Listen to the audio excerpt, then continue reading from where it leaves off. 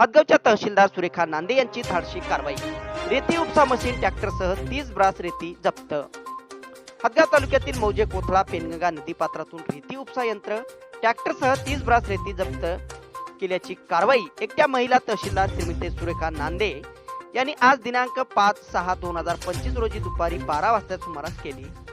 या घटनेमुळे तहसील कार्यालयात एकच खळबळ उडाली आहे. हदगाव शहराच्या उत्तरेकडे पेनगंगा नदी वाहते. अज्ञात काही लोक मशीनद्वारे नदीपात्रातून अवैध रेती काढत असल्याची गोपनीय माहिती तहसीलदार नांदे यांना मिळाली. यावरून क्षणाचाही विलंब न करता त्या घटनास्थळी आपली खाजगी गाडी घेऊन चालकासह त्या पोहोचल्या.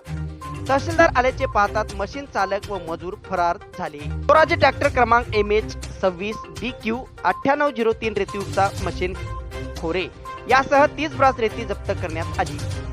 या ट्रॅक्टरवर गोपाळराव दिगंबर वानखेडे असे नाव होते. त्यानंतर सर्व साहित्य जप्त करून तहसील कार्यालयात जमा करण्यात आले असून जप्त करण्यात आलेली रेती शेतमालक रघुनाथ वानखेडे यांच्या ताब्यात देण्यात आली. एकट्या महिला तहसीलदाराने घटनास्थळी जाऊन कारवाई केल्याची ही पहिलीच वेळ आहे. यामुळे महसूल विभागात एकच खळबळ उडाली असून रेती चोरांचे धाबे दणाणले आहेत. तहसीलदार यांच्या आदेशावरून मंडळाधिकारी विजय महाजन, तलाठी विश्वजित वडकुते, पोलीस पाटील विजय वानखेडे व पोलीस घटनास्थळी तातडीने दाखल झाले. तर पाहूया हदगावच्या तहसीलदार सुरेखा नांदे मॅडम काय म्हणाल्यात.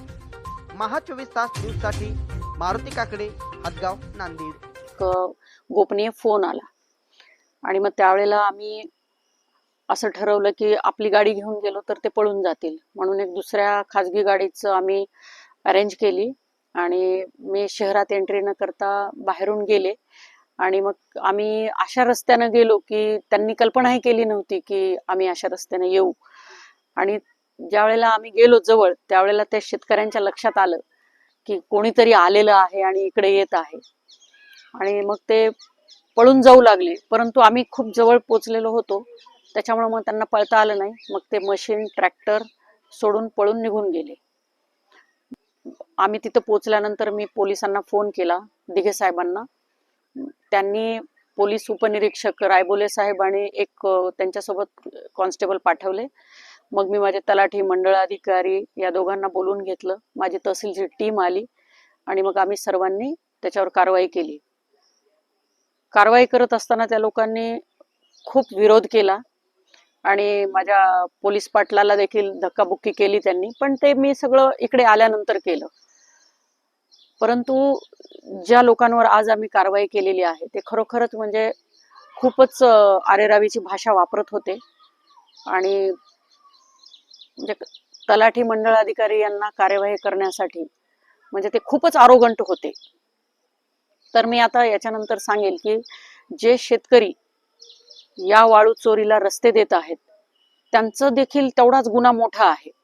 आज आपल्याकडे 100 रस्त्याची प्रकरणं पेंडिंग आहेत. लोक 5 फूट देखील रस्ता देत नाहीत. परंतु आज मी ज्या रस्त्याने गेले ते दोन्ही बाजूला ऊस आहेत आणि त्याच्यातून एक 12-15 फूट रुंदीचा रस्ता दिलेला आहे. म्हणजे तो रस्ता शोधून काढणं आणि नदीपर्यंत पोहोचणं खूप दिव्य आहे. हो, मागच्या 15 दिवसातच मी स्वतः हरडप्पी येथे गेले होते. तिथे वाळू जप्त केली. त्याच्यानंतर आम्ही बोरगावला वाळू जप्त केली. परवा दिवशी मला उंचाड्यावरून फोन आला. त्या ठिकाणी देखील मी माझे तलाठी मंडळाधिकारी पाठवले होते आणि मी स्वतःच आता फिरणार आहे.